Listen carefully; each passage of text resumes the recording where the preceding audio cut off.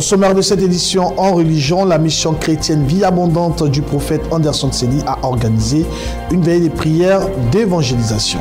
Actualité africaine, l'Afrique du Sud veut supprimer le visa pour des pays africains. République démocratique du Congo, numérisation du secteur de l'enseignement. L'actualité internationale à Berlin, Emmanuel Macron et Angela Merkel plaident pour des réformes profondes de l'Union européenne. Sport football, prix Marc-Vivien Fouet 2017, l'Ivoirien Jean-Michel Seri élu joueur africain de l'année en Ligue 1. Mesdames et messieurs, merci de suivre Blessing Channel. Bienvenue dans ce journal que nous ouvrons par la religion en Côte d'Ivoire. La mission chrétienne Vie Abondante du prophète Anderson Tseli a organisé une grande veillée de prière et d'évangélisation. C'était le 21 avril 2017 dans la commune de Vridi, Port-Boué. Cette veillée a été meublée par des temps d'enseignement et de prière en présence de nombreux hommes de Dieu. Reportage. Une grande veillée de prière et d'évangélisation pour le gain des âmes s'est tenue dans la commune de Port-Boué-Vridi le vendredi 21 avril 2017. Ce moment de célébration a été organisé par la MCVA, Mission chrétienne Vie Abondante, dirigée par le prophète Anderson Tseli. Cette grande veillée a été marquée par la présence de plusieurs serviteurs et servantes de Dieu. En l'occurrence, le révérend Mian Léon qui s'est adressé au peuple. Les chrétiens veulent lier les vies aux hommes qui sont au pouvoir, aux civils étaient encore là. Je connais le maire. Non, je n'ai pas besoin de ça. Parce que je sais une chose. Si ma fondation est détruite, si j'ai renversé la fondation de la malédiction, tout me célébrera, tout m'appréciera, tout viendra vers moi. Je vais attirer la richesse comme élément. Ton histoire, c'est ta fondation qui te gère.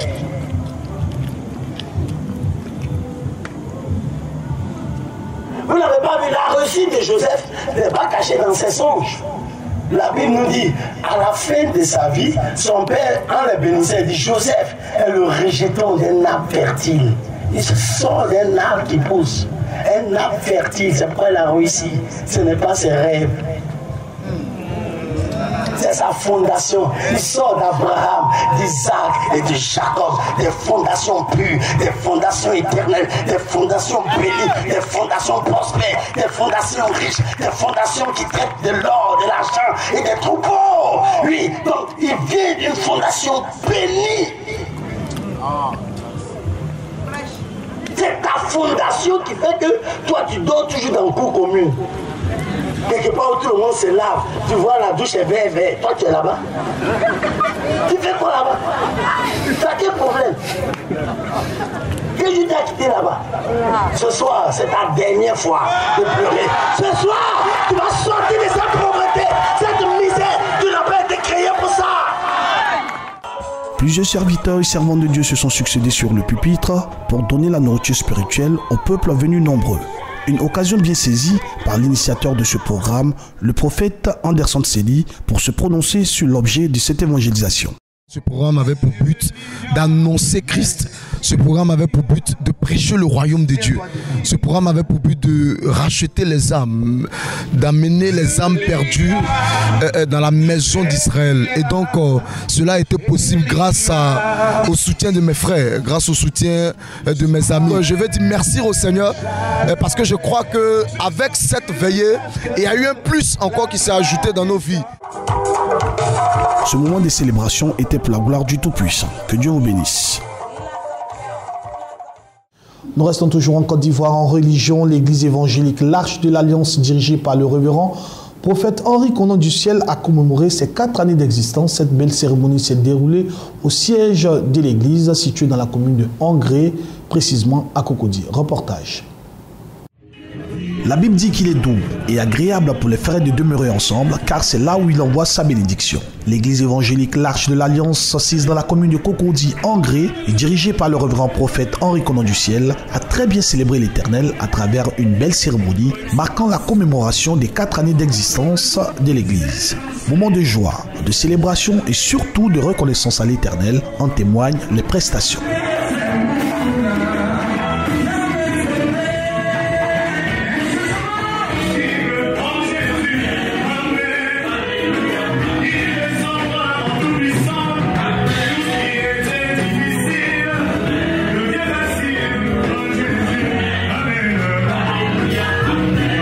C'est dans cette belle ambiance que le père de la maison, le révérend Henri Konan du Ciel, fait son entrée.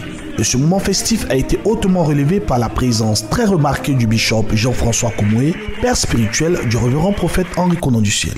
Et après plusieurs articulations, l'homme de Dieu s'est adressé au peuple.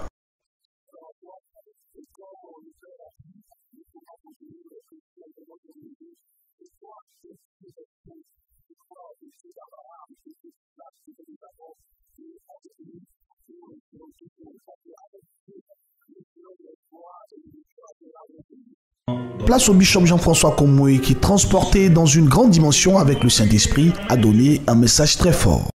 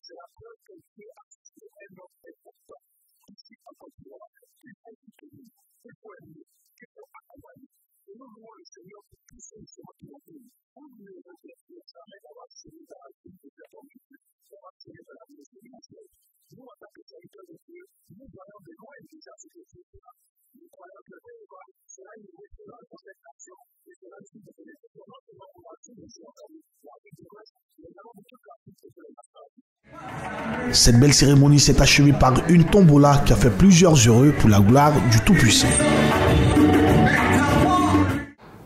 Nous terminons en religion au Bénin avec l'artiste chanteur béninois Didier Toblé qui a procédé à la dédicace de son 6e album. C'était à Cotonou. Précisément, l'œuvre discographique baptisée Témoignage est composée de 7 titres.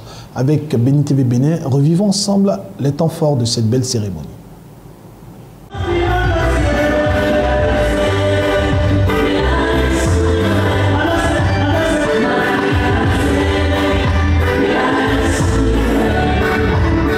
Ce 6e album de l'artiste Didier Toblé a battu le record en termes d'innovation et de rythme. Dans cette salle climatisée du FITEB, parents, amis, invités de marque et sympathisants n'ont pas voulu se faire compter l'événement. L'album intitulé Témoignage est un mélange de 5 rythmes et comporte un message envoyé au peuple de Dieu. À travers cet album, je veux leur faire comprendre que dans la vie, il faut faire confiance en son Créateur. Il faut lui être fidèle. Et c'est en cela qu'on peut recevoir sa visite, sa touche personnelle, ce qui va changer ton histoire à jamais. Et c'est ainsi que tu pourras parler de mon témoignage comme moi je suis en train de le faire aujourd'hui. Au cours de sa prestation, le chantre de l'Éternel a réussi à changer l'atmosphère de la salle.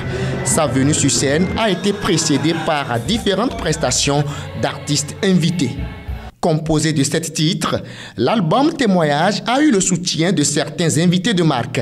Je suis venu naturellement le soutenir afin que les œuvres qu'il produit puissent impacter le peuple de Dieu, parce qu'à travers la chanson aussi, on évangélise. Mais en participant à ceci, c'est que je participe à propager la parole de Dieu partout dans le monde. Les 2 chansons qu'il a chantées aujourd'hui, vraiment mon cœur dans la joie, et je suis encore toujours dans la joie. Et je peux lui dire de bien vouloir continuer comme ça. Dieu va l'aider, il va aller encore de l'avant. Le témoignage narré dans ce nouvel opus trouve tout son sens dans ce témoignage rendu par le berger du chantre sur son fidèle. C'est quelqu'un que j'admire beaucoup parce que c'est un fidèle très humble, un fidèle dévoué. Je peux dire que Didier fait partie des fidèles les plus exemplaires. Comme pour paraphraser le psalmiste, que tout ce qui respire loue l'Éternel, l'artiste Didier Toblé l'aura bien compris. Nous ouvrons l'actualité africaine avec l'Afrique du Sud qui veut supprimer le visa pour les Africains pour accueillir un maximum de migrants qualifiés afin de combler l'important déficit en main-d'œuvre. L'Afrique du Sud a décidé de supprimer les visas pour les pays africains. Ce sera l'un des principaux points du récent livre blanc sur l'immigration rédigé par le ministère sud-africain des Affaires étrangères. Reportage. Les Africains qui souhaitent se rendre en Afrique du Sud, bientôt exemptés de visa. L'information a été rendue publique par la presse locale qui a consulté le récent livre blanc sur l'immigration rédigé par le ministère sud-africain des Affaires étrangères. L'exemption de visa devrait surtout concerner les voyageurs confirmés, tels que les diplomates, les officiels, les chercheurs, les hommes d'affaires et les étudiants. L'idée est d'accueillir un maximum de migrants qualifiés originaires de toute l'Afrique afin de combler l'important déficit en main-d'œuvre auquel le pays est confronté du fait de la fuite des cerveaux. Officiellement pourtant, le gouvernement sud-africain voudrait appliquer les recommandations de l'agenda 2063 de l'Union africaine, défendu par l'ancienne présidente de la commission de l'UA, Nkosazana Dlamini-Zuma. Celle-ci demandait aux États membres de lever l'obligation de visa à l'horizon 2018 afin de faciliter les échanges intra-africains et une meilleure intégration et le développement du continent. Madame Zuma a d'ailleurs co-présidé avec les présidents rwandais et tchadiens Paul Kagame et Idriss Déby le lancement du passeport africain lors du sommet tenu à Kigali il y a un an. Toujours en Afrique du Sud, la libération de 2 prévenus accusés de la mort d'un adolescent noir a entraîné des échauffourées dans la ville sud-africaine de Siligny. Le calme est revenu dans cette ville, mais la série de manifestations xénophobes inquiète cependant. Le calme est revenu à Coligny, ville située dans le nord-ouest de l'Afrique du Sud. Lundi, plusieurs maisons ont été brûlées à la suite de violentes manifestations. Ces échauffourées sont survenues suite à l'annonce de la libération sous caution de 2 personnes soupçonnées d'avoir joué un rôle dans la mort d'un adolescent noir de 16 ans au mois d'avril. Les résidents de Coligny sont en colère à cause de la libération des présumés tueurs du jeune homme de 16 ans. Ils ont brûlé plusieurs maisons. Les manifestants s'en sont même pris aux journalistes. Depuis plusieurs mois, on assiste en Afrique du Sud à une montée de la xénophobie. Des séries de manifestations ont été organisées pour dénoncer ces situations. Le gouvernement doit prendre toutes les mesures nécessaires pour protéger la vie et les biens des Sud-Africains, qu'ils soient noirs ou blancs. On ne peut pas se faire justice. Rappelons que le gouvernement sud-africain a instauré en mars 2017 un plan d'action national contre le racisme. Il a pour objectif de donner plus de clarté et de moyens dans la lutte contre la xénophobie en Afrique du Sud. La République démocratique du Congo veut se lancer dans la numérisation de son secteur de l'enseignement universitaire, un processus qui va commencer par l'identification des étudiants en vue de la délivrance d'une carte biométrique. Lancement ce vendredi 12 mai 2017 à Kinshasa d'un projet d'identification des étudiants avec la délivrance d'une carte biométrique sécurisée, piloté par le ministère de l'Enseignement supérieur et universitaire avec l'appui technique et logistique de l'Innovexi, une entreprise spécialisée en la matière. Ce projet vise non seulement à doter l'étudiant congolais d'une carte biométrique, mais aussi donner aux universités et instituts supérieurs des mécanismes de sécurisation des documents académiques. Ces instruments devront nous permettre de travailler à la révalorisation effective de notre secteur pour le rendre capable et compétitif sur le plan continental. Pour cela, comme vous le savez, nous devons combler le manque et les besoins qui sont nombreux dans le domaine de notre système éducatif du supérieur. Les faux documents académiques, la délivrance tardive des titres académiques, pour ne citer que ceux-là, les défis à relever dans le domaine de l'enseignement supérieur et universitaire congolais sont nombreux. Informatiser ces secteurs est une réponse à certains maux qui rongent les universités du pays, estiment les acteurs du domaine. Il y a un virus de documents, des faux documents qui circulent par-ci par-là et les parcours des étudiants qui quittent une institution d'enseignement supérieur à une autre vraiment n'est pas contrôlé. Vraiment, ce projet est vraiment le bienvenu.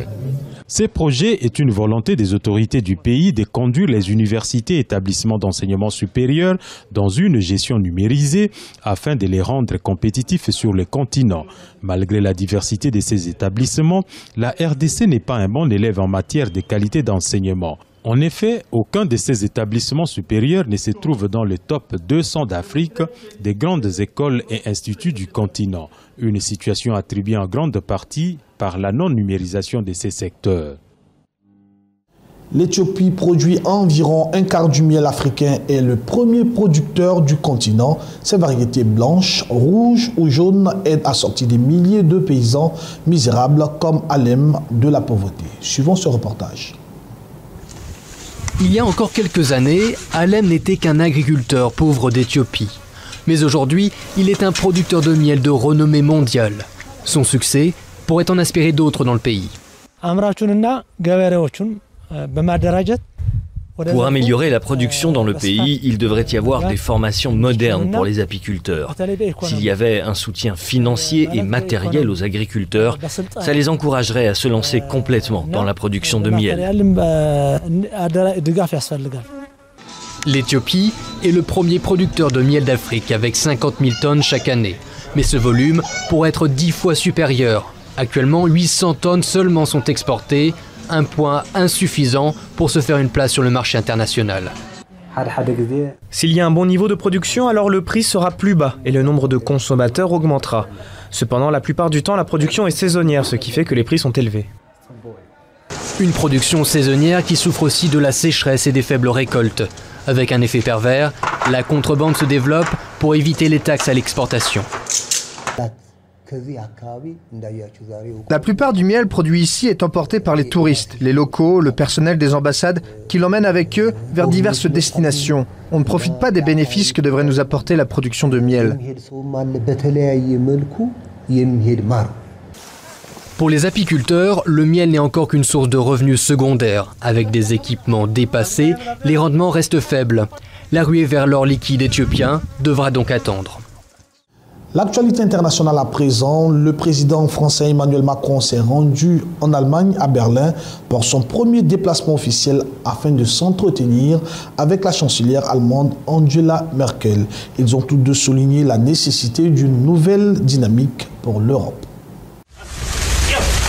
Le président français Emmanuel Macron a rencontré la chancelière allemande Angela Merkel ce lundi à Berlin pour son premier déplacement officiel à l'étranger au lendemain de sa prise de fonction. Les deux dirigeants ont plaidé pour une refondation historique de l'Europe face au risque de la montée des populismes et de la désintégration. Pour les perspectives à moyen terme de l'Union européenne, nous sommes d'accord pour établir une feuille de route. Ce type de projet ne peut se réaliser du jour au lendemain, mais il y a la conviction commune que l'on ne peut pas se contenter de gérer la sortie du Royaume-Uni de l'Union européenne, mais qu'il faut aussi penser à renforcer l'Union telle qu'elle existe, et en particulier la zone euro. Le couple franco-allemand, je le crois, a besoin de réimprimer beaucoup de pragmatisme et de volontarisme, de court terme, mais aussi de moyen terme pour l'Union européenne et la zone euro. Et c'est dans cet esprit-là que nous allons travailler ensemble. Je serai en tout cas pour ma part toujours un partenaire franc, direct et constructif. Les deux dirigeants se sont dit prêts pour réformer en profondeur la zone euro, à modifier les traités si nécessaire. La chancelière y était jusqu'ici très réticente. L'élection d'Emmanuel Macron ouvre une nouvelle ère des relations franco-allemandes. Le directeur du Centre d'études politiques européennes à Bruxelles se prononce sur cette nouvelle page des relations entre Paris et Berlin. Avec un nouveau président en France, la relation franco-allemande écrit une nouvelle page de son histoire. Nous avons interrogé Daniel Gross, directeur du Centre d'études de politique européenne, sur les liens à venir entre Paris et Berlin. Le gouvernement allemand sait qu'il doit montrer sa bonne volonté au nouveau président français et qu'il doit le soutenir en matière de politique intérieure. Et le gouvernement allemand est actuellement issu d'une coalition. Il y a deux âmes dans cette coalition. L'une est plus ouverte aux propositions françaises, l'autre moins. Emmanuel Macron évoque déjà un budget de la zone euro. Le gouvernement allemand est-il le bon partenaire? Il n'est pas très clair si Emmanuel Macron veut un budget pour la zone euro ou pour l'Union européenne.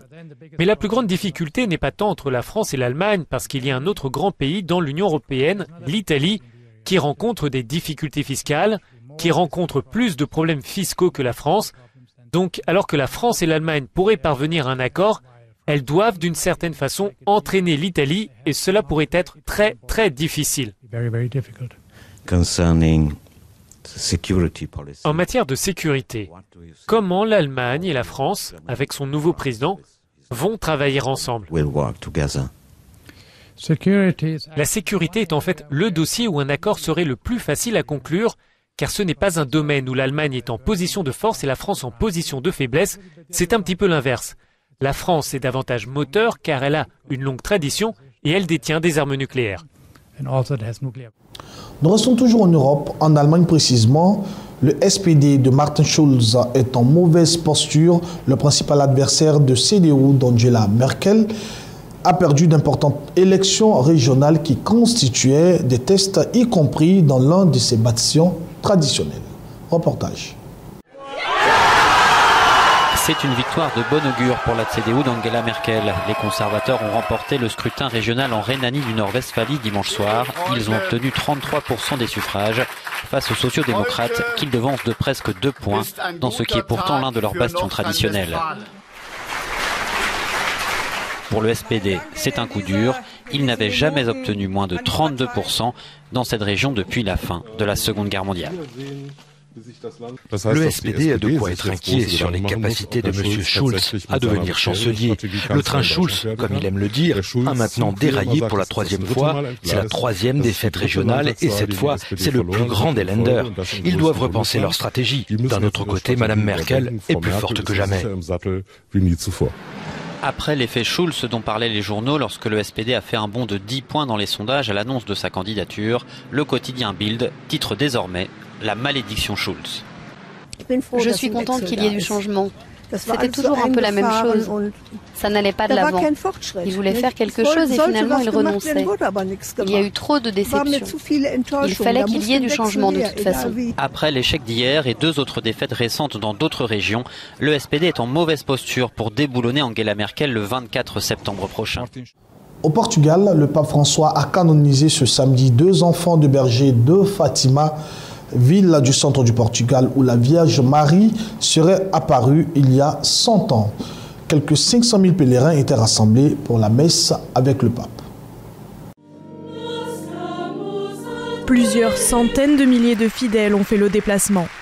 Cela fait 100 ans aujourd'hui que la Vierge Marie serait apparue ici, dans la ville sanctuaire de Fatima, à 2 enfants bergers. Après s'être recueillis sur leur tombe, le pape François a prononcé la rituelle formule de canonisation en portugais. Nous déclarons et nous définissons saints les bienheureux Francisco Marto et Jacinta Marto. Francisco et Jacinta n'avaient pas encore 10 ans lorsqu'ils ont vu la Vierge. Emportés par la grippe espagnole quelques années plus tard, ils deviennent ainsi les plus jeunes saints de l'histoire de l'Église catholique. La Vierge Marie a visité les 4 coins de la planète, en commençant par ici, au Portugal, un pays si riche en espérance. Nous devons prendre en exemple Saint Francisco et Sainte Jacinta. Toute la nuit, ces pèlerins ont attendu avec ferveur et impatience la canonisation des 2 enfants. Pour assister à l'événement, les fidèles sont venus de loin. Et c'est à genoux que certains finissent les derniers mètres de ce pèlerinage. C'était bouleversant et particulièrement le moment de silence lors de la prière du pape. C'était très impressionnant, tout était très beau et très émouvant. Fatima, petite ville de 12 000 habitants, vit un week-end de célébration. Près d'1 million de croyants sont attendus jusqu'à dimanche. Nous terminons avec du sport, précisément le football, la Ligue 1 en France. Prix Marc Vivien Foé 2017, l'Ivoirien Jean-Michel Seri élu joueur africain de l'année. Le milieu de terrain ivoirien de l'OGC Nice a remporté le trophée Marc Vivien Foé, la distinction du meilleur joueur africain du championnat de football de première division de la France. Il nous livre ici ses impressions. Suivons.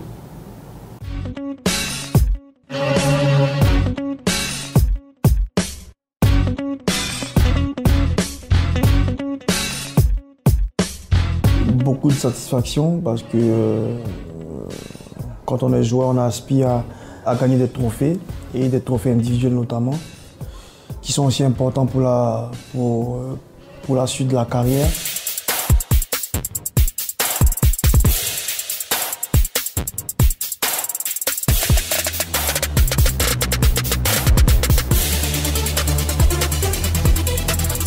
Quand j'arrive dans un groupe, j'ai toujours à cœur d'être très utile à l'équipe et de beaucoup donner pour le club. Si aujourd'hui je suis l'un des joueurs quand même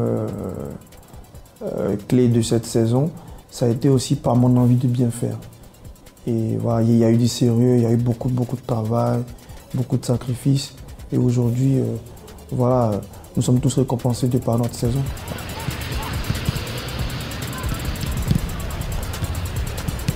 Il sait tout faire, quoi. Il s'adapte à tout. Il est très fort quand il a le jeu en face de lui. Il sait très bien percuter au bon moment, soit balle au pied, soit par une passe qui casse les lignes. Et il sent bien les coups, là. Et il est très intelligent tactiquement. Voilà. Il a encore des possibilités de s'améliorer, ça c'est clair. Il le sait, je lui l'ai dit, etc. Il faut qu'il franchisse ces palais-là, mais c'est déjà du très bon niveau. Pour un joueur qui veut être performant et devenir très grand, c'est d'être régulier toute une saison. Mais quand on parle de grand joueur, c'est ce joueur-là qui est capable de répéter les mêmes performances et même voir et faire encore plus la saison d'après. Sa discrétion, ouais, ça fait partie de sa personnalité. Il est comme ça, il aime rester tranquille. Et ça se voit aussi, ça se ressent sur le terrain. Il est à peu près pareil sur le terrain que dans la vie, sur sa personnalité. Et ça fait aussi l'une de ses forces. Il est très sûr de lui, il sait où il veut aller, il se donne les moyens tous les jours pour y arriver. Pour avancer, quand tu es footballeur, il faut rester humble, il faut être simple dans ce que tu fais, même dans ta vie, en dehors du football. Ça fait du footballeur de haut niveau, un footballeur sérieux qui a envie de faire une grande carrière.